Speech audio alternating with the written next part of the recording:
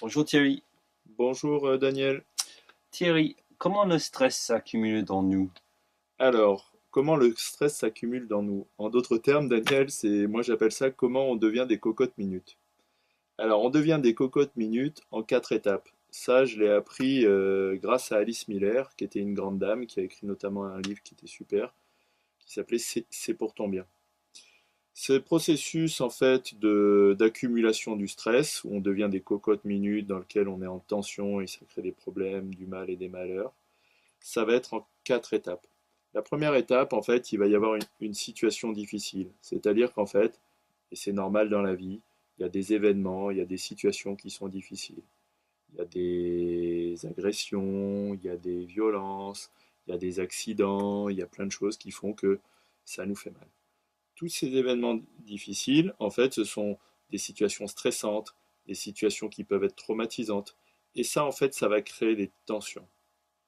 Et là, ce qui va se passer, c'est que ces tensions, on ne va pas pouvoir les digérer. Pourquoi? Parce qu'en fait, on va les bloquer. C'est-à-dire que normalement, quand il y a une situation difficile, il y a une réaction émotionnelle. Je vous rappelle qu'une émotion, c'est une charge, une tension et puis un soulagement. Mais si vous bloquez l'émotion, ça va faire charge, tension, et puis ça va rester bloqué. Et là, ce qui se passe, c'est que chez l'être humain, il y a 18 verrous pour bloquer. Il y a 8 verrous qui sont corporels, c'est-à-dire que les gens ils serrent les dents, ils bloquent la respiration, ils bloquent le diaphragme.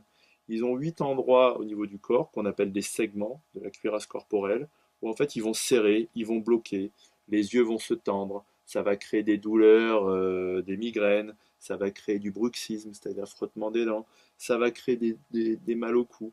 Les gens vont bloquer corporellement.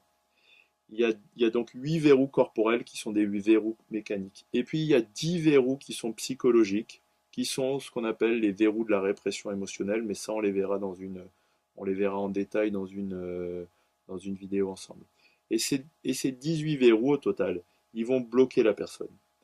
Et ça va faire que la personne, elle va se bloquer comme ça, et en fait, elle va se fermer. Il va y avoir ce qu'on appelle une fermeture émotionnelle, il va y avoir une inhibition de la personne, et la personne, en fait, elle va encaisser. Elle va ravaler le truc, et elle va avoir, en fait, le stress à l'intérieur d'elle. Et c'est là qu'en fait, elle va commencer à se sentir mal. Et tout ça, ça va déclencher des troubles, des douleurs, des angoisses, des troubles émotionnels, des troubles comportementaux. Ça va en fait faire des bugs, quoi. Moi, j'appelle ça tout simplement des bugs émotionnels, des bugs psychologiques, des bugs relationnels. C'est-à-dire qu'en fait, vous allez avoir des troubles et des symptômes.